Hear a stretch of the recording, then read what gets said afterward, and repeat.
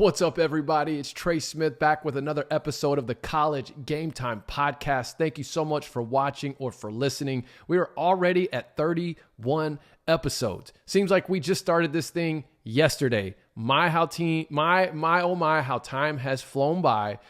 We are at nearly 80,000 streams overall.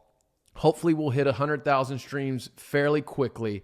Thank you for your support. We've got a lot to get to today on this fun-filled Friday. Happy Friday. I hope everyone's looking forward to a college football Saturday tomorrow. But if you're an American athletic fan, your college football weekend started last night, which we will talk about. We'll continue tonight, which we'll also talk about. And then tomorrow, I think at 1 p.m. Central Time are when the games get kicked off for the American Athletic Conference. But, okay, I got a lot to get to today. So I'm going to start with what I said I would start with yesterday, which is the linear programming. Okay, so linear programming for week 3 of the G5 conferences.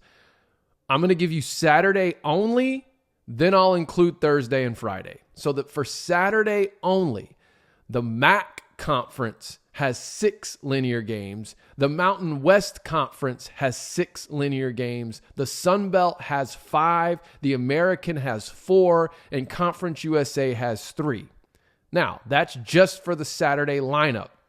If we do the full slate, Thursday, Friday, Saturday, and then as we get into the season, the MAC will also have, is it Tuesday or Wednesday, MACtion, and then, of course, the Mountain West usually has some Friday night spots as well. But if we include last night and tonight, you've got the American with 2 more games, which are both on ESPN Primetime, which would bump them to 6. So the full weekend, the most amount of linear games for a G5 conference is 6 games, and that's the MAC, the Mountain West, and the American. The Sun Belt has 5. Conference USA has 3. As I said last week when I first started doing this, I get it. This is heavily influenced by Power 5 matchups and their media deals. So I'll continue to do it as we get into conference play. There was some feedback I received that almost as if the feedback didn't realize I was already taking that into consideration, which I felt like I addressed on the episode, but maybe I didn't do it clearly enough. So I just said I'll continue to do it all throughout the year so we can see, all right, which G5 conference throughout the course of a season is getting the most linear exposure. So I'll leave it at that. But that's your linear programming for week 3 of college football. The second thing I want to touch on real quick is the Charlotte Mining for Greatness docuseries on ESPN Plus. Episode 2 aired last night. Guys, it was phenomenal. Episode 1 was okay, but episode 2 was really, really good. Even if you're not a Charlotte fan, I would encourage you to go watch it just so you can see more of the story behind Biff Poggi and his players. It's just so unique. He spent decades in the Baltimore, the Maryland area as a high school coach, very, very successful at 2 different schools, started one from scratch, used his own money to help scholarship and support players as far as getting into that school. He coached guys like Blake Corum, the running back at Michigan. Then he goes to Michigan for a couple seasons, and he even shared a story about his conversation with Harbaugh as far as him saying how he wears shorts on game day. And now he's at Charlotte, and he's turned over that roster, and so many of those guys on his team now played for him when he was the head coach at St. Francis Academy. And it was a really well done episode, and I think it's a good watch. It's only 30 minutes, so if you got ESPN Plus, go check that out. And hey, it's good publicity for the conference, obviously. All right, next thing. Yesterday's conversation, man, it's still going right now. I love it. I talked about, my hot board for 5 teams, but some people, man, some of y'all have made some arguments that now have me rethinking a couple of things. I think the most consistent ones that I saw that I either I just didn't really think about enough, or as I saw it come across my YouTube comments or on Twitter, I thought, you know what, that's a really good option, man, and that's Buffalo. And I've talked about Buffalo on here before, but really just getting into the MAC footprint altogether, whether it be Buffalo, Ohio, Someone talked about Northern Illinois, even though they recently haven't been all that. They do have a pretty strong history if we get to the early mid 2000s. But I like that Buffalo. You've got the AAU representation there, good football program, good location. And then, of course, the other one that people have brought up were Air Force. And we've kind of been talking about that as we've gone into this Army rabbit trail. If the American is able to get Army, would that open up the door for them to get Air Force as well? That opens up a completely different conversation that I might dive into a little more deeply next week, just as it pertains to what's going to happen with the Mountain West here. Right? We talked about the court case with the PAC a couple days ago. If the PAC refuses to merge and chooses to poach, and they just take their top selections from the Mountain West and kind of leaves those bottom mid-tier teams hanging, could that open up a door for something? Could that open the door for westward expansion for the American, or is that door completely shut? Don't want to get into that today, but that's just kind of a teaser of a conversation I think we could have maybe next week when we're talking realignment and expansion. But yeah, I would love to have all three service academies personally. I don't know, though, if that fully opens that door. I'm just not sure. I think there's a lot of factors that would influence that I think we could talk about later. Okay, now let's get to some football for a second. Memphis and Navy kicked off conference play last night, and I got to tell you, I put this on my Twitter. And if you don't follow me, I'm Trey Smith, I'd encourage you to do that, or X, whatever you want to call it. I'm pretty interactive on that platform, kind of like I am here on YouTube. So if you have Twitter or have X, go follow me I'm Trey Smith. But here's what my final takeaway from that game was. Say what you want about the American Athletic Conference.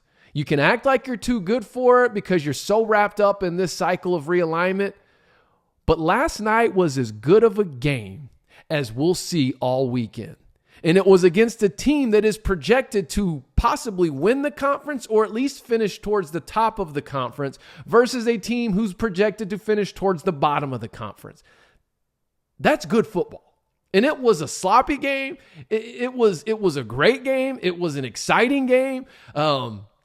Obviously, there was a part of me that was pulling for Memphis just because I feel like Memphis is one of those teams we need to separate from the pack as it pertains to end of season New Year's Six bids. Not saying they're the one that's going to get it, but we need them to keep winning now. But man, I'd have been okay with Navy pulling that upset off.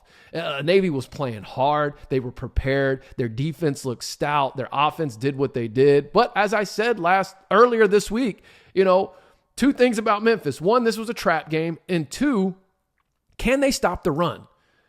Right? I've been high on their defense, but I've been very clear to qualify that with we got to see it against better competition, and the X factor is going to be, can they stop the run? I don't have much concerns with Memphis' secondary, but can they stop the run? If they could stop the run this year, they're going to be a force defensively. Well, last night wasn't a very good showing of stopping the run. But I'm not ready to just throw the towel in on them and say, they suck. They still can't stop the run. They can't tackle, blah, blah, blah, blah, blah, even though that's what they put on the field last night. First off, as I said last night and earlier this week, nobody wants to play Navy on a short week. And here's what I mean when I say that. Look at it from a linebacker's perspective, okay?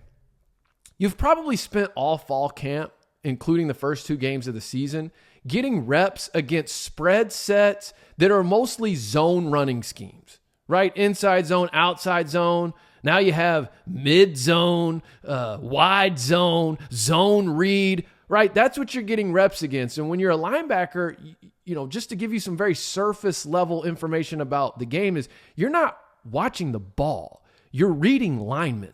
So if you're an inside backer, you're looking at the guards every play. If you're an outside backer, you're looking at the tackles or the tight ends every play. And usually with these different schemes, it's pretty simple. I'm either fitting my gap, I'm scraping over the top with a lot of those zone looks as far as what the linemen do, because it's either some sort of a combo block or you see a shoulder turn. If you're an outside backer, don't get reached is something you'll hear a lot. Or if you see a down block, if my guy leaves, another guy's coming. There's just a lot of familiarity across the landscape of college football as far as what we see offensively.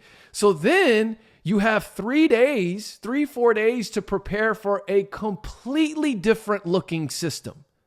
Okay, now your keys are doing something different than what you've been seeing. Now you've got guys coming right at you every play that you don't necessarily have in as far as what you've been practicing. And I liken it to this. Think about a basketball team. Every basketball team, no matter how much firepower they have on offense, particularly at the college level, or I'm mainly talking at the college level, when they come up against a team that runs a zone defense for the first time, typically that is that team's worst offensive performance, right? So let's say it's a really good, highly ranked team that's a really good offense, and they run into a zone team early in the season that might be lesser competition. Well, it's just something different than what they've seen. You don't usually spend the majority of your practice time getting reps against zone defenses in basketball. You're usually working your man offense and sets and things. Not that you don't have anything for a zone, but you see that for the first time and it's kind of like a whoa. And you get almost a little paralysis by analysis. You force, you don't shoot the ball as well. And so you can't judge a team's offense or how good their offense is based off how they played against a zone defense for the first time in any season of basketball. That's my opinion, and I think there's statistics that could prove that. Same kind of way I'm looking at this Memphis defense. I'm sure there was a lot of paralysis by analysis. You got guys hitting you in the mouth every single play. Okay, Navy is a tough team to play against for defenses because you have to tackle every single play. When you're playing against these spread teams, you may get a 3 and out on 3 passes. If I'm a linebacker, I didn't have to hit anybody. I just played my zone coverage. Maybe I blitzed, rushed the passer. But against Navy, man, you're making contact every play of that game. And so I'm not ready to throw the towel in on them. Was it a poor performance? Yes. Okay, I'm not going to sugarcoat that. But I'm also trying to take into consideration that, hey, let's see how they look as the season continues to play out. When they get back to playing some, more traditional, in the modern day terms, versions of offense. Now, one thing about Drinkwitz at Missouri, say what you want about him, think what you want about him. That dude can scheme up a run scheme game plan as good as any coach in the country. So I'm curious to see what he comes out with next week in the run game after seeing Memphis's performance last night. And I guess on the basketball side too, think about like the Boeheim-Syracuse zone, right? How does Syracuse go from, a 10 seed to the Final Four, every other year for a window of time there? Well, it's because what they do is different and what they have is different, and it's difficult to prepare for on a short turnaround, and it's hard to simulate that in practice because you don't really have that type of personnel. You don't have that type of scheme. So anyways, I'm not trying to sound like I'm making excuses for Memphis, but I am trying to just shed some practical light on what I think happened with the defense. Now, does it excuse missing tackles the way they missed tackles? No. I'm just trying to give you another side of it. If you're a Memphis fan or even a non-Memphis fan that's like, their defense sucks or their run defense does. I'm not ready to say that yet. I want to see a little bit more, and I'm going to take into consideration that what they played against was much different than what they've likely been preparing for up to this point in the season, and then what they'll be having to prepare for the rest of the season. But they escaped the trap. They're 3-0. Now they've got Missouri, Boise back-to-back, and I think these are going to be really big games, not just for Memphis, but for the AAC, because I think should Memphis get a couple dubs here, they're going to be ranked, and deservedly so. Well, speaking of the triple option offense and having to prepare for it on a short week and what kind of bind that can put defenses in, let's talk about tonight's game, UTSA and Army. Army's offense has a little bit more spread looks now. They're still running the triple option. That's still their staple. That's still their base offense, but they're running it out of more looks, which can also be hard to prepare for on a short week. And even though it's not as short as a Thursday night game, it's still a Friday night game. It does kind of push everything back a day if you're UTSA. Listen, though, UTSA's defense has looked great against Houston. UTSA's defense looked great against Texas State. let's see how they look against this Army team. But if you're a UTSA fan and guys are missing tackles and guys seem to be out of position or misaligned, don't freak out. Just understand this is their first look this year at something that's very different that they won't have to look at again until they play Navy. I don't even know if they play Navy this year. I'd have to look at the schedule, but I'm just saying, like, don't freak out. Just like I said about Memphis, take care of business. Hopefully they get the offense rolling. Not sure what's going to go with Frank Harris. He's a game time decision. Sounds like he's dealing with turf toe. Let the offense do enough. Defense, just hang in there. I thought Memphis in the second half defensively played better than the first half, I think. I say that, but they got some, I should say, opportune turnovers in the second half. But I think that this game tonight's going to be a good game. And I hope UTSA pulls it out. This could be a good look at what we have as a future conference game starting next year. But I feel like UTSA Army usually play each other well. It's usually a good game. It's at the Dome. It's Friday night. It's on ESPN, Primetime. So hopefully UTSA gets it done and, moves to 2-1 heading into this big matchup with Tennessee. But like I said, don't let yourself get trapped. I don't think this is as big of a quote-unquote trap as what Memphis was dealing with, but hopefully they come ready to play. Speaking of Army, we got an update yesterday from Pete Thamel, at Pete Thamel on Twitter.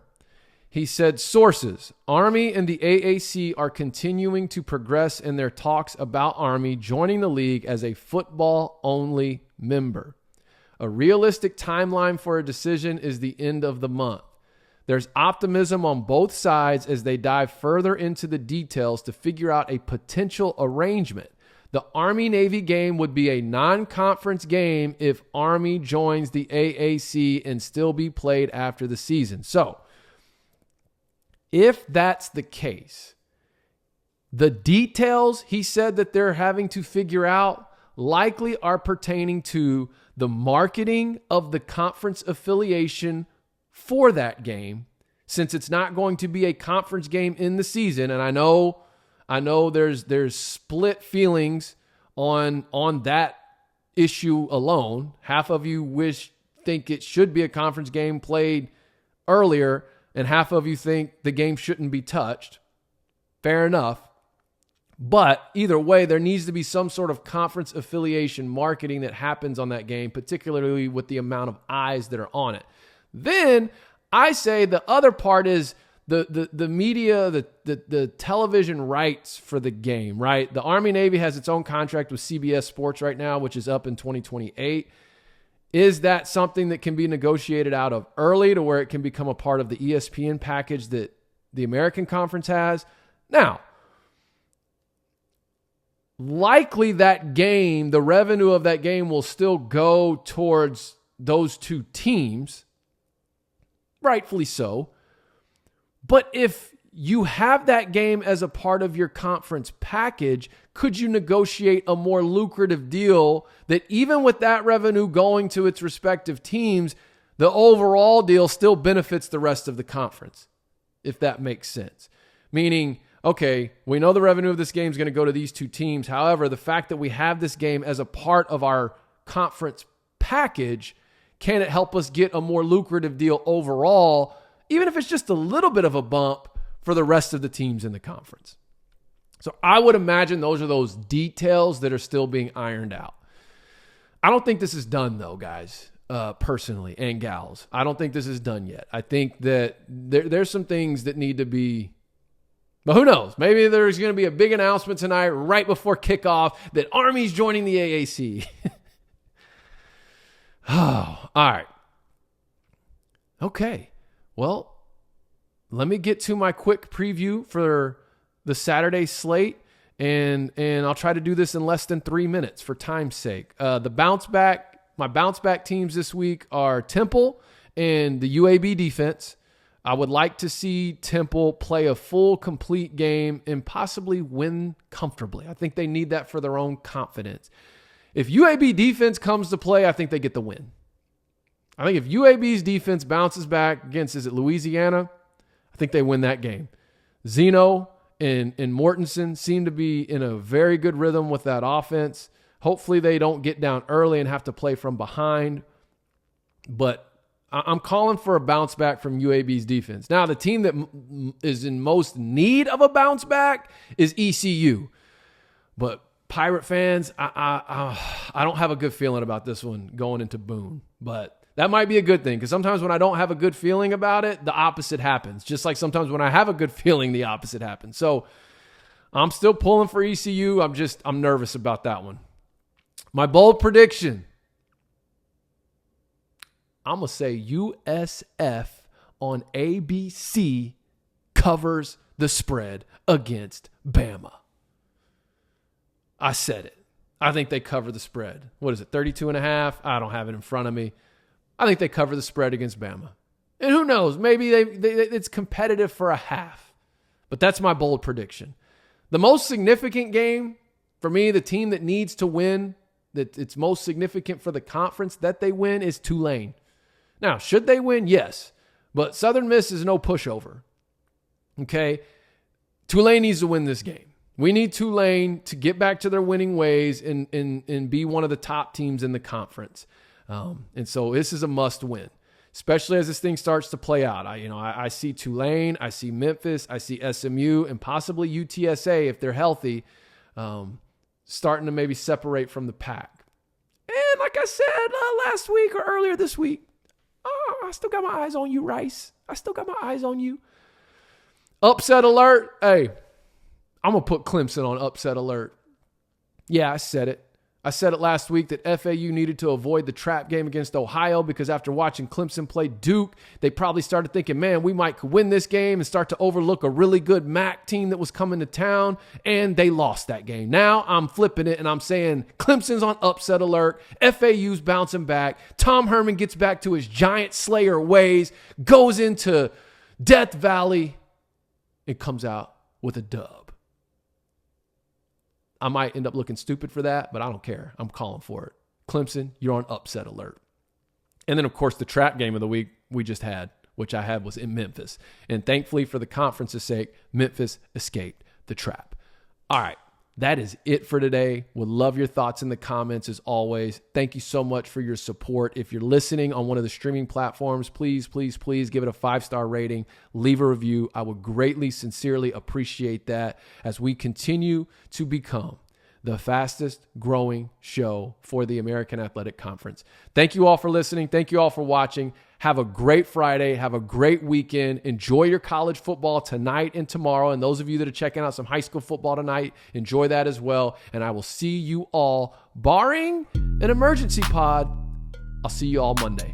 That's it for me today. Trey Smith, College Game Time.